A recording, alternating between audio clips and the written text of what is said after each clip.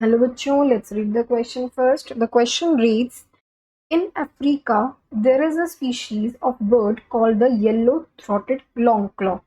It all looks almost exactly like the meadowlark found in the North America, but they are not closely related. This is an example of यहाँ पे बच्चों हमें क्या करना है की कंसेप्ट में सबसे पहले कुछ टर्म्स को रिवाइज करना है और उसमें जो हम फर्स्ट वर्ड रिवाइज कर रहे हैं बच्चों यहाँ पे वो आ जाती है हमारी कन्वर्जेंट एवोल्यूशन जो आपके गिवन ऑप्शन में है ऑप्शन नंबर 4।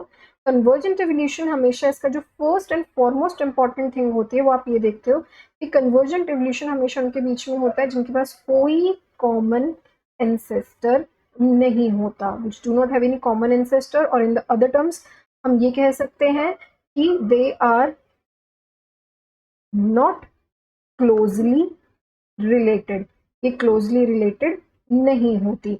और यही हमारा ऑप्शन जो है फोर्थ ऑप्शन में है कन्वर्जेंट एवोल्यूशन।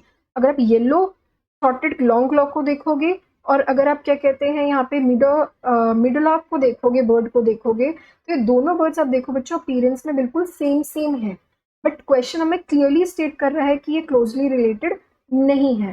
तो ये क्या है, ये क्या कर रही होंगी अपने अपने एरिया के अंदर जहाँ पे भी रह रही हैं वहाँ पे कन्वर्जेंट एवोल्यूशन को शो कर रही हैं। क्यों? क्योंकि इनके पास कोई कॉमन एंसेस्टर नहीं है। तो गिवन क्वेश्चन के अकॉर्डिंग फोर्थ ऑप्शन जो हमारे यहाँ पे है वो बेस्ट सूटेड बनता है, बट उसके अलावा हम बाकी जो है ऑप्शंस उनको भी एक बार गो थ्रू करेंगे, उनको भी एक बार रिवाइज करेंगे। नेक्स्ट हमारे पास वर्ड आ जाता है ग्रेजुअलिज्म। ग्रेजुअलिज्म एक टाइप का नेचुरल सिलेक्शन है बच्चों जो क्या कहता है कि अगर आपके पास कोई एंसेस्टर स्पीशीज है और उससे आपकी क्या बन रही है, न्यू स्पीशीज बन रही है। या देखो बच्चों ये दो न्यू स्पीशीज बन रही है आपकी, ये वाली भी और ये वाली भी। तो इसके अंदर क्या हो रहा है, स्टेप वाइज चेंज हो रहा है। ये एकदम से नहीं बनी, स्टेप वाइज स्टेप बनी है, 1 2 3 4 इस तरीके से यहाँ पे भी ये स्टेप वाइज मैनर में इसके अंदर डेवलप हुई है।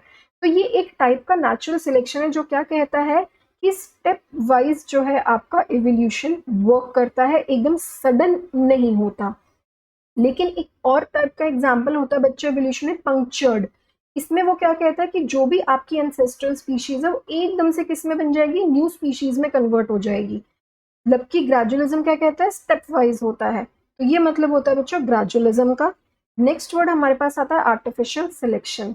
आर्टिफिशियल सिलेक्शन क्या कहता है बच्चों, नेचुरल सिलेक्शन नेचर करती है, बट आर्टिफिशियल सिलेक्शन कब होता है, जब वहां पे ह्यूमंस इन्वॉल्व हो जाता है। फॉर एग्जाम्पल आपको कोई पर्टिकुलर ज्यादा अच्छी क्रॉप लग रही है खाने में, तो आप उसको सिलेक्ट करोगे, बार बार उसी को ग्रो करोगे। तो जहाँ पे ह्यूमंस की इंटरवेंशन इन्वॉल्व हो जाती है किसी भी पर्टिकुलर स्पीशीज के सिलेक्शन में for their benefit, for their choice, तो उसको हम कहते हैं आर्टिफिशियल सिलेक्शन। लास्ट हमारे पास टर्म आती है बच्चों यूनिफॉर्म आइट्रनिज्म। ये एक जियोलॉजी का वर्ड है बच्चों।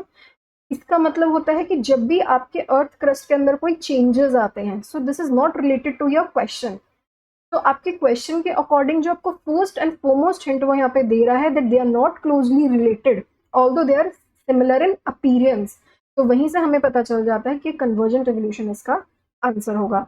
The final answer for the given question will be option number 4, convergent evolution. Hope you have understood this question well, बच्चों. Best of luck.